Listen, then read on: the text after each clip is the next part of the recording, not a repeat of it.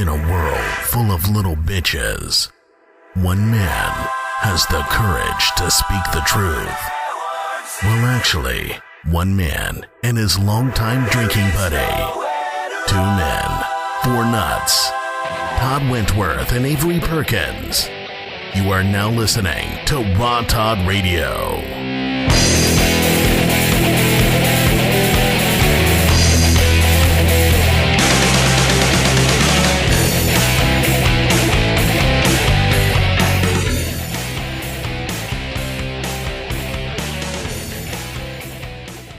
Or to like 2 o'clock today, I was thinking like, dang, what am I gonna do today? And I was like, oh shit, it's Tuesday. Gotta talk to your again. microphone. And that became crept up on me so fast, but keeps me off the street, so that's good. Yeah, and that's what I'm saying. It's like football season. You know that Sunday always come around. It's a Raw Todd Radio season, and every time Tuesday come around, I kind of feel like it's Sunday during the NFL. So hop on my mic, and why not? People want to hear someone who knows what they're talking about, who have experience, and is wise in their ways, and don't hold back when it comes to telling how it is. Right, and maybe like you got a job where you got to drive a long way. Like it's probably better to put this on than like that fucking Maroon 5 CD. Just put that away. Put on the Toddcast. I saw a science experiment that was done. It was conducted by some well-renowned scientists, and they concluded that Maroon 5, listening to the whole CD front to back, will raise a man's estrogen levels 25 to 45%. Honestly, that sounds like a conservative estimate. I would have thought it'd be higher than that. That's a fucking transectomy. That's a transectomy in a CD. Wow. That's like turning a man from that's like doing the Fallon Fox shit. Well, he didn't even need to go see a surgeon. You just needed to listen. Got that CD. Yeah, he just needed to listen to the discography of fucking Maroon 5. Well, we got a call coming in. Area code 269. I'm just gonna go ahead and. I think that's what's his name, Jamal. He wouldn't call him this early. It's impossible. 269. You're on the air. Raw Todd Radio. Hello, it's Jamal here. Hey Jamal, I knew it. Oh wow, Jamal, you got a question this week or what? Yeah, how long would it take to grow my hair out like yours? Well, to do it right, you gotta be patient. You gotta wake up every morning. You gotta definitely shampoo the shit out of it every morning on the dot. I'd say cool, man. But I haven't given you a time frame yet. I'd say like probably about a year and a half. Are you gonna try that, Jamal? Is that what you're gonna maybe you should take a picture now. That way you can get like a before and after. Make sure to get one now. Oh yeah, well, man. And definitely hey Jamal, when you take a before and after, be sure to get a profile picture. Those are the best ones. Yeah, for that type of hairstyle, it's like if you're not doing a profile, then what's the point? Hey Jamal, how you feel about what happened in Boston, Jamal? What's your opinion on that? It's crazy. It's crazy? Yeah, it's crazy. Like how crazy? Like crazy good or crazy bad in your eyes? Like Britney Spears crazy crazy? bad. Crazy bad? Yeah. What city is 269, Jamal? Oh, it's Michigan. With North Carolina, Michigan? What did they say? I don't like the way you talk. Is like you sound like a South Park character or something, or like we missed like the first third of each syllable that you say, and then we got to kind of piece it together. It's tough, man. Hey Jamal, how you like that little picture we put of you on the last YouTube video? We check out my Facebook. Yeah, you gotta check that out, man. We gave you a little shout out. You on the phone and shit.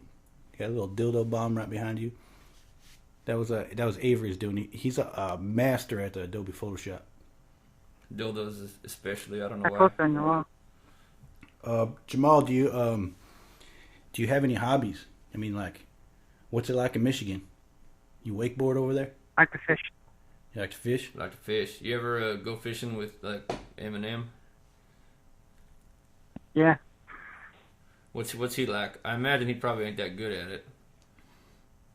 Yeah, I know. Jamal, I got a serious question.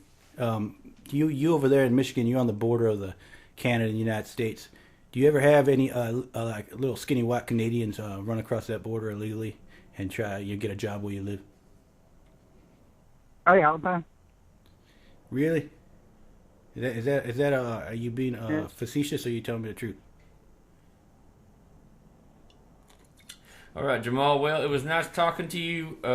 Jamal. Look forward to hearing from you Look again. on my Facebook. Okay, we'll go on your Facebook, but get video footage of those Canadians. And don't forget the before and after picture Okay. of the hair. All right.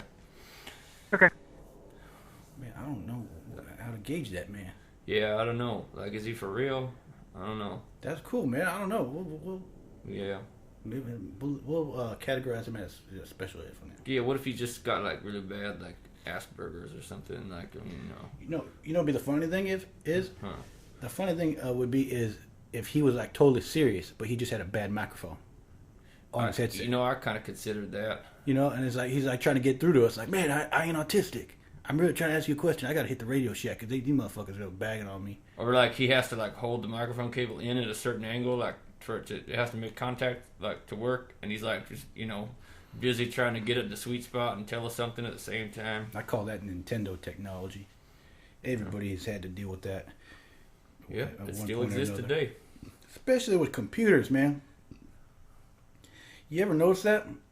What is it? Computers, they have a personality all their own. Just like you described, like sometimes you got to hold the wire and shit a certain way to get things working. Sometimes you put like a CD in there and don't recognize it, and you're like, "What the fuck? I just burned music on this CD." Or you're on a web page and that shit just shut down, and you're like, "Fuck, why can't I get the browser open?" And then you're like, "You know what? I'm just gonna reset it." And then Yep. after you reset it, Does the the job. brand new computer. Yep.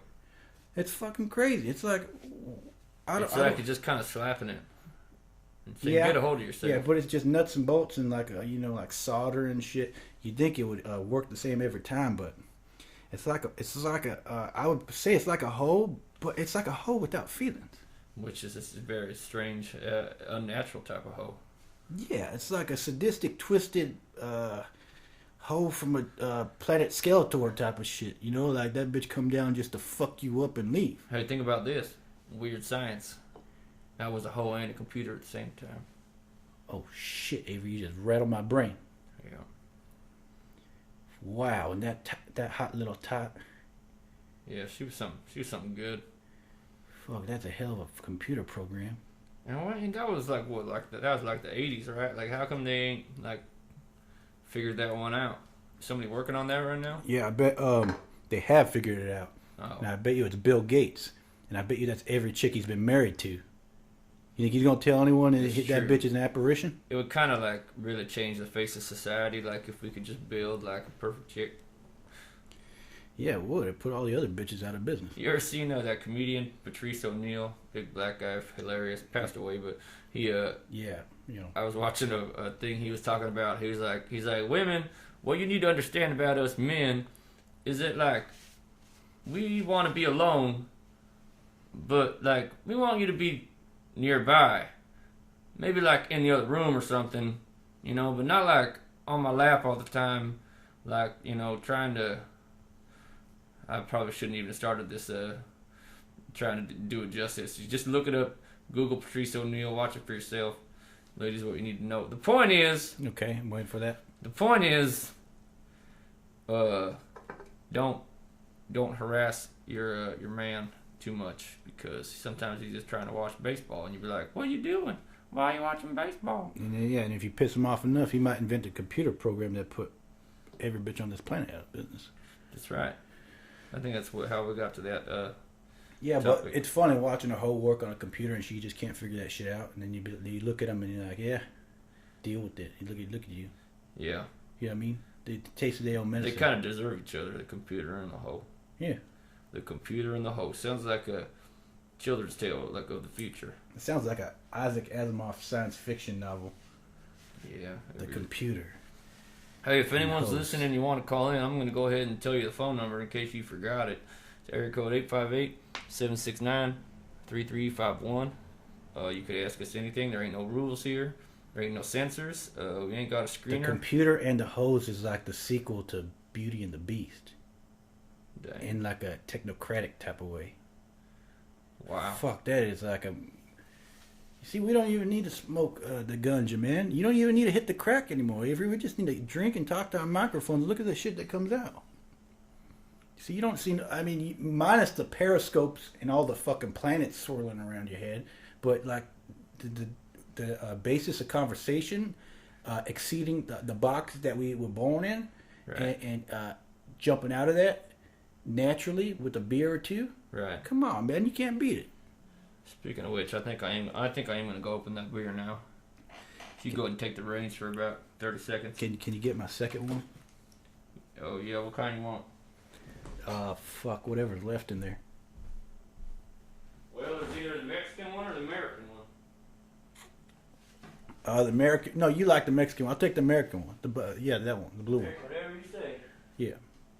As long as it's beer, man. I don't discriminate. What the fuck? It's like you got a purpose, right? Get to it. You know, it's like when I drink coffee, I don't mess with all the milk and the sugar. What the fuck's the point?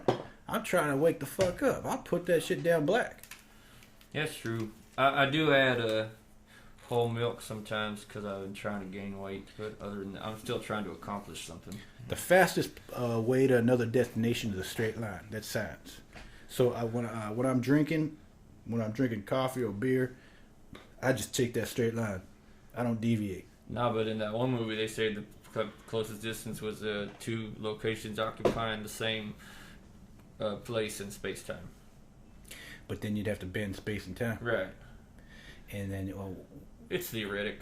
Yeah, but then you'd still have to do the legwork and develop that type of modulator. Right, it'd be hard. Somebody's calling in.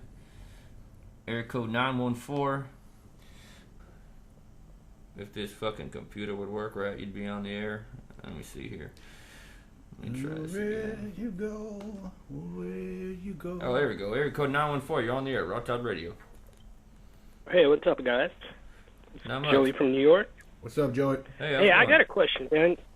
Yeah, I got a question for both of you guys. You think we'll ever see an original Guns N' Roses reunion? Fuck no. As No. much as I wish, I do not think so. There's 2 reunions you're not going to see, man, and I'm positive. It's Axl Rose, Guns N' Roses reunion, and a Sebastian Bach Skid Row reunion. And kind of for the same reasons. Nobody cares about Skid Row. I mean, oh, come on. Guns N' Roses.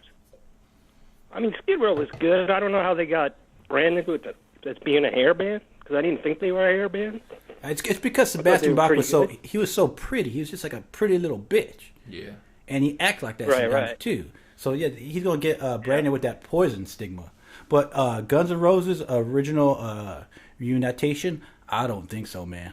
Nah, and it's because of Axl. That's the only reason. I mean, the rest of the band, I'm sure, even Slash, he don't need the money, but I've heard him say, like, you know, his phone's always on. He's ready to talk if somebody wants to talk. It's Axl. It's being a little bitch and holding a grudge for the rest of his life.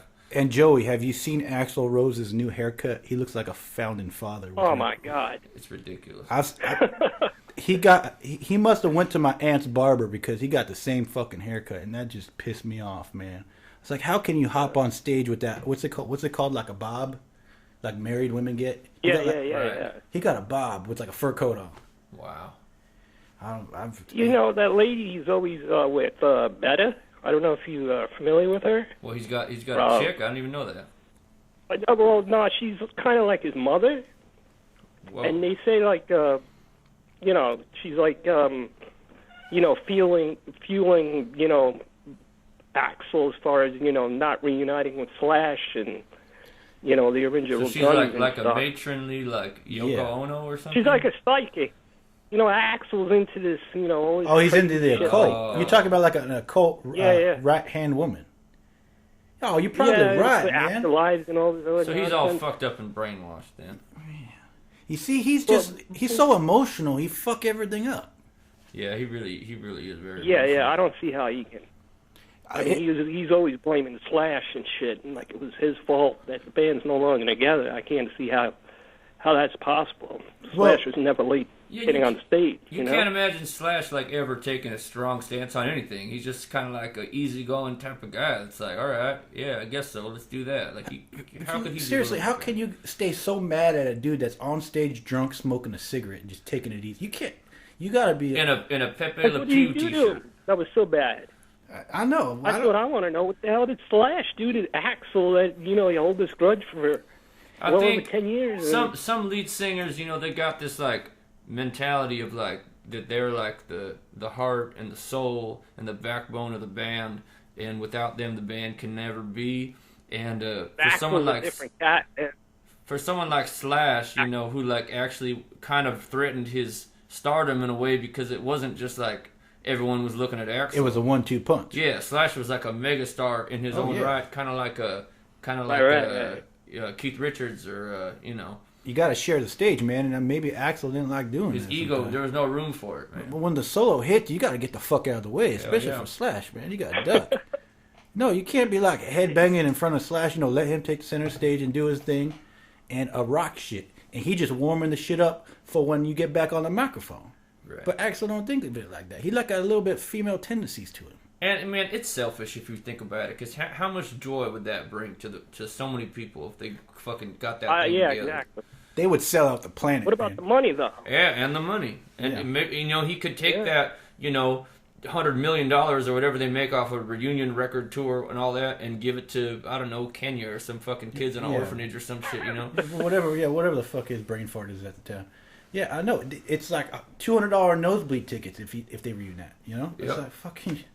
Yeah, it'd be pay per whatever view. Metallica put on the other. You're gonna be stampeded. You're gonna be stampeded by middle-aged women if they reunite. I mean, that's how bad it's gonna be. And he just don't get that. I think he gets off to like the media and people talking about like, are they gonna reunite? And it puts like the power in his hands, like a chick. They want the power in their hands. Like he always knows it's up to him if they want to reunite. And he just gets off to that.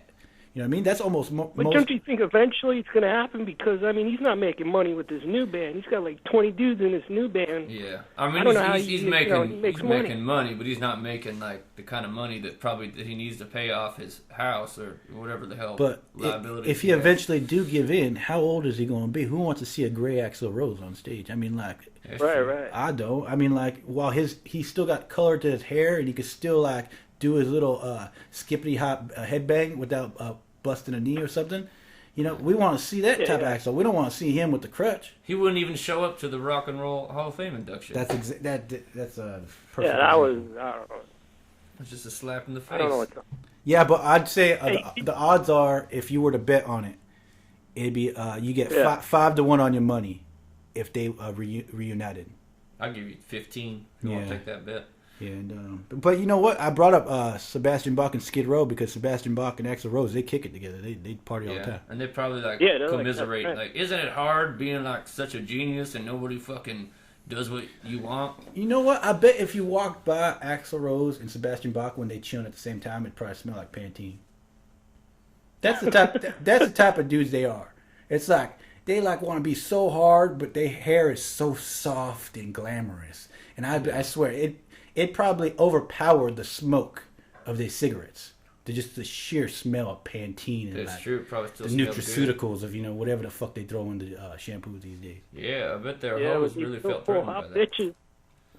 Exactly. They're still pulling hot bitches at 50 years old. Man. I know they living off their name. Yeah. You know, I follow Guns N' Roses on Facebook. You know, the new incarnation of Guns N' Roses. Just because, whatever. I'm kind of curious what they're doing. And I swear, more than half the time, I don't know who controls that Facebook. I got a feeling it's like the bass player, like who's like really invested in this fucking thing, and he's like really trying to promote it. Right. But they're always posting videos from like 1993 and shit, like, live videos where like it's not even that band, but it's what people want to see. Yeah, they're selling out to that degree where they're like, they're acknowledging the fact that no one gives a fuck about what they're doing right now. Yeah. But they're still doing it. Mm-hmm. I don't know. Let me ask you another quick question. Go ahead. What did you think about the grunge movement in the early 90s? Man, I got a conspiracy theory about that. I think they just used Nirvana to spearhead the whole thing. Because I was that was my heyday, and I was watching MTV a lot back then. And all of a sudden, they just shut off the hairband videos. They just stopped playing them. Yep. And all of a sudden, and you see these plaid shirts and hair down to their shoulders and like stuff like that and deep voices. And I'm like, wait, where the fuck did Rat go? Where did the Scorpions go? I mean, you know, what I mean, like, how did this happen? I mean, is this like a joke? I think just go ahead. Do you think Guns N' Roses contributed to the hair bands going away too? No, I think they kept it alive as long as possible because they kind of like were unique. Yeah, they were unique. They had so much like blues influence and like other shit. No, Metallica and Guns N' Roses, they kept it alive as long as possible, and we all know what happened to Metallica. I don't know what the fuck happened to Metallica. They got a hold of some grease and some scissors, and Guns N' Roses just separated. But I think the people involved with the record companies, the guys at top, saw that hair metal was getting watered down. You know what I mean? Once something gets watered down so much, you can't make no more money off of it. So they was headed in a different direction, and they saw this band Nirvana that was wrecking shit, and they had a rebellious attitude, and they went with that. And then here comes Pearl Jam, here comes Soundgarden, here comes Stone Temple Pilots, and almost a decade of that type of music took the reins. So I think it was record company influenced more than the fans, because I know a lot of my friends was like, where's Skid Row, where's Trickster, where's Poison, where's Motley Crue? You know what I mean? We was like, where the fuck they go? But a lot of I mean, some good music came out of the grunge scene, but it was like not worth it because it signaled like a downfall of like music as something that wasn't so commercialized. It was rock's last heartbeat, man. It was like its last week alive. Because pretty soon you had fucking like the Goo Goo Dolls and and just like Third Eye Blind and shit like that. Estrogen metal was like what I like to call it. Yeah. But you know what? They do this all the time. Joey, if you look at Justin Bieber, they took someone off. They took someone off of YouTube. Usher takes Justin Bieber off of YouTube, and they put so much money into him, and they like throw him in front of your face until people start liking him. No one liked that dude. Yeah, but they got short shelf life. Those, the Justin Biebers. Yeah, but it's Backstreet Boys, you know. They still the same one trick pony. They'll take something, dump a lot of money into it until they can't dump no more money into it, and then they'll hop on the next trend. But it's like with complete disregard to what it does. It's never dictated by the fans. It's always dictated by the record company executives who say, okay, we're going to take this route, and we're going to dump all this money into it. And if you want to see proof, go to Justin Bieber's first 5 videos. They're 70% dislikes. You know what I mean? If the market was really dictated by the people who spending money, he would have never saw the light of day. But since he's backed by such powerful people, they throw millions of dollars into him, and then people fucking say, finally, okay, I'll deal with Justin Bieber and his Elvis haircut. You know what I mean? Maybe he's not that bad. Did we talk about him last week? But I'm just using him as an example. Did he come up last week, though? I don't know. I feel like he did. I don't know, man, but he getting on my nerves. Yeah, well, maybe all those dislikes are actually hoes that are mad because he won't pay attention to him. So no, it's people it's guys who have that man emergency system in them, and they're no, we're not supposed to take this route. We're not supposed to be 50 pounds with 10 pounds of hair gel, singing for chicks. I agree, but why are they on the video then? I ain't never disliked it. Ask YouTube. What, putting them titties in the thumbnails? That has to do with the executives that put all the money into it. You think they're not talking to YouTube? Say, put this video in everybody's face as much as possible. That's true. Just like they did with Nirvana. Put them on MTV. They played Teen Spirit. I swear, one time when I was in 1990, whatever year it came out, 93, 94, Teen Spirit 25 times in one day on MTV. It was way before 94, man. It was 91, I think. Okay, whatever year that was. I remember seeing, man, I saw this video at lunchtime. Man, I just saw this video. I'm not even out of school yet. I'm supposed to be in school. So I saw it 3 times in the period of 2 hours. You know what I mean? It shows what they're trying to do. It's just like an oversaturation. You see it enough times, you start to accept it. Well, at least then they were playing music videos. It's kind of funny. We didn't realize how good we had it when it was fucked up. Yeah. Yeah. Yeah, but you're right. Now we got reality shows, and they doing the same thing with reality shows. Yeah. So, and I just realized Viacom owns MTV the other day. And oh, hell yeah. They want to stay as secret as possible, those little motherfuckers. Yeah, they influenced... No, because they influenced a huge part of society. They hoified... They do. They hoified so many hoes these days that wouldn't have been hoes if they didn't take it in that route. 1986, they started MTV Spring Break. They showed hoes how to party, pre-party, but they didn't show them how to party after party. How much you want to bet they got money in some like morning after pill or some shit? They like probably a bunch do. of shares. Well, my point is they show these chicks how to hold around because it's more profitable.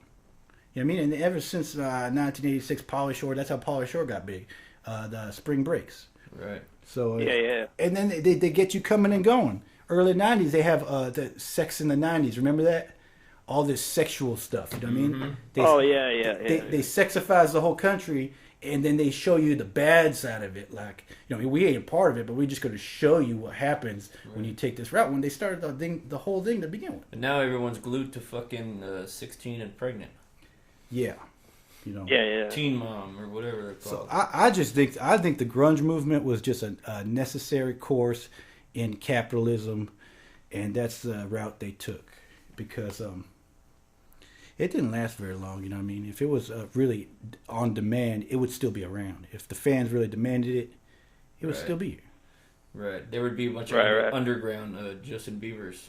I ain't seen too many of them. I mean, Pearl Jam would be on their 15th album. You know? Well, they're not. They're not. What are they on then? They're still. I think they stopped at 3.5 or something. Oh, I thought they got back 4, together. 5.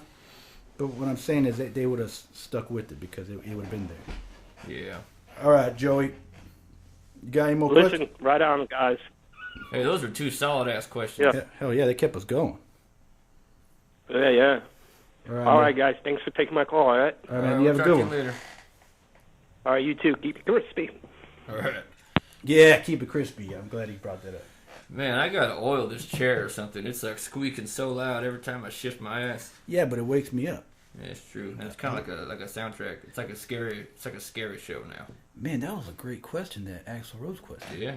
Because you could talk about Axl Rose and Guns N' Roses and that whole rock era for like a day. I mean, I think about it like every day, so it would just make sense. I got that banner in my room back home of Appetite Destruction, and it was the first album cover, and every time anyone sees it, so they're like, what's that? I was like, it's the first album cover that got banned from Appetite of Destruction. Right. It's actually, the story behind it is that they just found that at like a store in Hollywood, a postcard with that picture on it, and the picture was called Appetite for Destruction. Wow. And they were like, all right, that sounds good. See what I'm saying, man? That's awesome. Then they went to that black cover with the cross and the skulls.